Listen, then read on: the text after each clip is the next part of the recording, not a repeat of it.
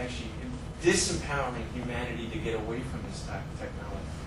And I guess I want to better understand perhaps how that's affecting people. Can I suggest? I cannot give you like a answer in terms of maybe political system or something that he would do better. But my sense is like something like what you might call apparatus is at work. It's no more like the politics with like a human subjects who thinks and who decides according to their own morality. Some kind of like apparatus that's kind of automatically moving, that according to the interest production. And once you are part of it, you don't think anymore. This is like something like happening, because nobody who's responsible is taking responsibility. Nobody who's supposed to do job is to do jobs or cannot do job, including TEPCO, Japanese government. There's no human subject who thinks what would be better. I think we are facing some kind of power that's no more like we find some kind of symbolic figure who thinks, or a group of figures who think, or discuss. It's some kind of mechanism, automatism that going on and on and on, which, like some people call apparatus. That's one thing, and also another thing is like my fear is like of course changing the energy into something else is very important, but in terms of nuclear, we also have to think of the nuclear weaponry. Nuclear weaponry, like sustaining nuclear weaponry and sustaining nuclear power is somehow connected. It's cannot be detached. And also the waste already exists across the world. How are you going to take care of it? My big question is like I believe in some kind of bottom-up politics, autonomous movement of the people. But when I face this, like how one can like clean this waste, some kind of like incredible amount of concentration of power and technology and human labor required. What are you going to do with this? My utopian dream would be like the state and capital take this job and die. Die after this job is done.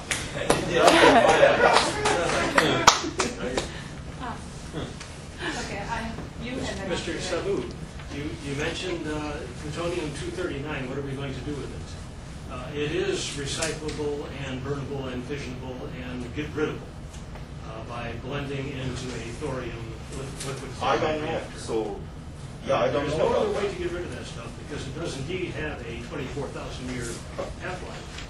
That can be revisioned in a Generation 4 reactor. Do they exist yet? They have been proved as a concept. They haven't been As scaled a up. concept. Proven concept, experiment is successful. Okay. The question for Mr. Cake, what is the maximum worst dose of the Fukushima disaster? Maximum what? Worst radiation dose, the most intense dose. like contamination in food or soil? In one individual person. What's the worst suffering human being? That should be among the nuclear workers. The workers. Well, Well, the issue is that the nuclear workers are, most of them, well, probably all of them are precarious workers. And now that numbers of the workers in nuclear power plant in the Fukushima plant is decreasing because no one wants to do it, but then still they try to get people by paying really crazy low amount of money. But the craziness is that the government doesn't have any record of where they are from or where they go afterwards, because there's a limit that probably the workers can only work a few months in the plant because of the safety limit, which is 100 times more than it used to be before March 11th. But but then still they work. But then after 2 or 3 months, they can no longer work in the plant because of the limit of the exposure to radiation. And then where they go, we have no idea. There's no record. or TEPCO doesn't release any record of that, so we don't know. We would like to know, but At least like 4 or 5 people, four people died, right? Nuclear water. we know like one. Yeah, some people die already. Some people died already, but then of course government said there's no relation. That's So a hard it's example. right. Right. I have you, and then I heard a worker from Daiichi speak about a month ago here. And I can't remember exactly what he said about the figures, but I think it was something like 100 millicuries. And it, like you said, it takes a few months. And these workers they're not like regular workers. They're subcontracted. Yeah. And they have no benefits and they have minimum wage. And they can't work in the nuclear industry for 5 years after that few months. So they're like really like excluded workers here. And I was also going to say that, correct me if I'm wrong, but I think nuclear is the lowest job-creating power industry of all. I mean, it doesn't take a lot of people to run the nuclear factory. The manufacturer is highly technical. It's not a lot of people. And the green industries have much more job potential than nuclear. So if anyone tries to tell you that nuclear is, you're killing a job, like they're trying to do with the tar sands pipeline, you're killing too many jobs, or the fracking. No, even way less than those other two industries, and temporary. Well, I agree with that. The nuclear energy is maybe more profitable for the corporation, major corporation, but it doesn't necessarily create a good job. Yeah.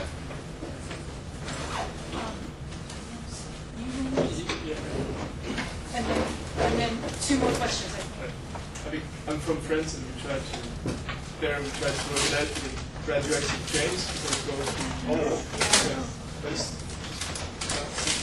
And I was just wondering, because in France we just started that, but it's getting low because of solariums and stuff like that. But back in the 70s or in Japan, the movement against nuclear, it was pretty strong. And I've seen some movies about it, and also against the fight around the airport with the reasons. So I was wondering if there was any organization left in those years or anything. The militant direct action oriented. Yeah, or just militant stories and groups that still exist against nuclear, and there was links with past struggle stories in Japan as Fukushima around. I don't think at this moment there's a group like in Europe, but yeah, that's yet to be seen. But is there some people? Lineage? Yeah. That most of the people who fought in airport struggle and 70s anti-nuke movement, they are very old now.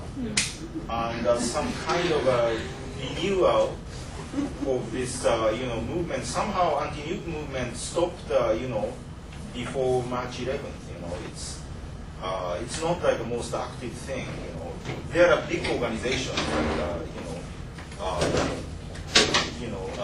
Tensui-kyo, NC-Ken, but they are not terribly active in terms of, like, for instance, stopping the train. There's a group of small islander in Western Japan, and Oh, I see. Yeah. there's been sort of direct action based on protests against the construction of new plants in the southern islands.